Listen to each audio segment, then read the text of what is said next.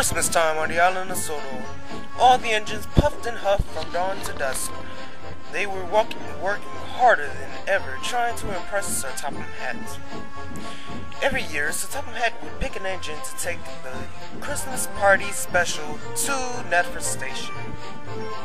Thomas was sure not to have a repeat of last year. He worked harder than any engine. The bigger engines boasted and bragged how big and powerful they were, but that didn't worry Thomas. He did the best he could. It was finally time for the decision. So Topham Hatt and all the engines were at Tidmouth Sheds. He was about to announce who was to be picked to pull the special. All of you have worked hard, but only one of you will take the special. I have chosen eeny, meeny, miny, Thomas to pull it. Thomas whistled happily. Percy peeped with his friend. The others mumbled and grumbled with disagreement. So Topham Hatt finally silenced them. Thomas, I have chosen you because you are a really useful engine. I must go and all of you should get a good night's sleep. He walked away, and the engines started to talk and mumble again. Unlike the others, Percy was happy for his friend. Congratulations, Thomas! Thank you, Percy. I have a question for you. What is it? Could you help me pull the special tomorrow? Percy beamed and whistled loudly. Of course I can, Thomas. The bigger engines were cross, but the two best friends didn't care. They talked for a while until they fell fast asleep. That night, heavy snow fell, the wind howled, and the door shuddered from it. It was a big blizzard. It left the island under a blanket of snow. The engines were awake by the time Thomas woke up.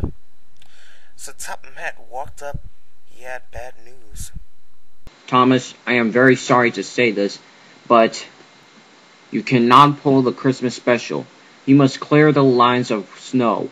Gordon, you will take it instead. I have already put much thought into it. Henry will pull the express to the party. So Topham Hatt continued giving jobs, but Thomas didn't listen. His heart sank to the lowest. He hated his snowplow, and he lost the most important job, the Christmas party special.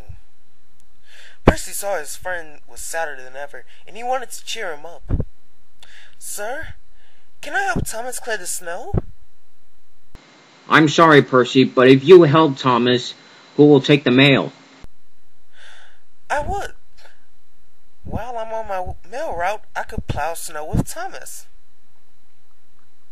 So Topham Hatt thought for a moment, but finally agreed.